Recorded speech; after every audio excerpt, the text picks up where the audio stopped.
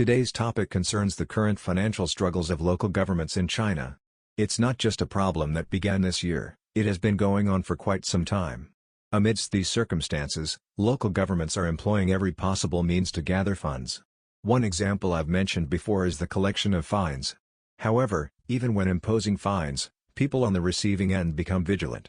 So, collecting small fines of a few thousand or tens of thousands of yen doesn't make much of a difference. It's like pouring water on a hot stone. As a result, some local governments have resorted to extreme measures, such as traveling beyond their jurisdictions to impose massive fines on businesses or confiscate corporate assets. This has led to clashes between public security forces. Local public security forces defend businesses within their regions against those from outside jurisdictions, creating a chaotic situation. Ultimately, this kind of chaos sows discord within the Communist Party itself. In response, the central government in Beijing has instructed local governments not to leave their jurisdictions to impose fines or confiscate assets. This restriction leaves local governments seeking alternative ways to raise large sums of money without drawing Beijing's ire. Essentially, they end up borrowing money in some form. For those following China's economy, you may know that the central government is encouraging local governments to issue new bonds to raise funds to address the so-called hidden debt issues.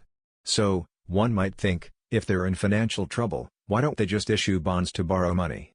After all, the environment seems conducive to that. But in reality, not all levels of local governments are allowed to borrow money freely. In fact, the issuance of new bonds is largely restricted to large provincial-level governments. Provinces in China are comparable in scale to entire countries in Southeast Asia.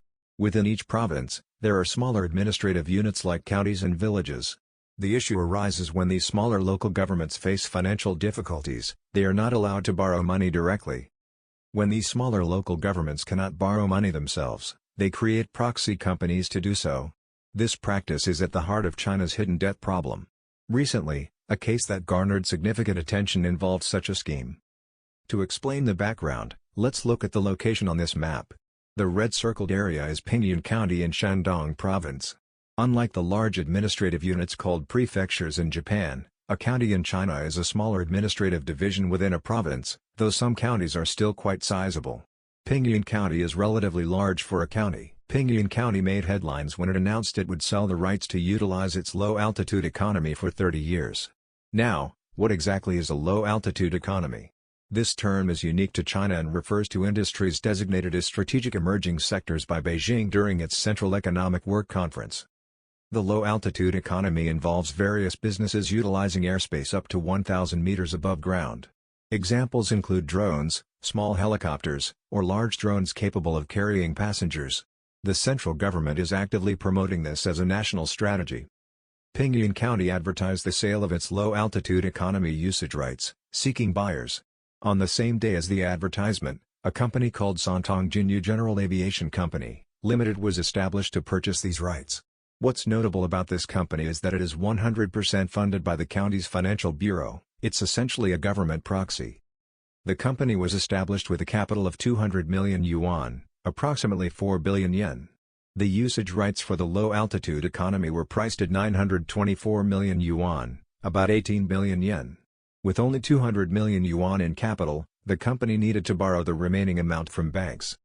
In this arrangement, the government is effectively selling assets to a company it created and funded. The company borrows money to purchase the rights, channeling funds back to the government. However, the company is left with no money for actual business activities, such as developing large drones or leasing acquired rights to other companies. This scheme serves as a prime example of how China's hidden debt issue continues to grow. Local governments at the county level are restricted from borrowing directly, so they set up proxy companies to take out loans on their behalf.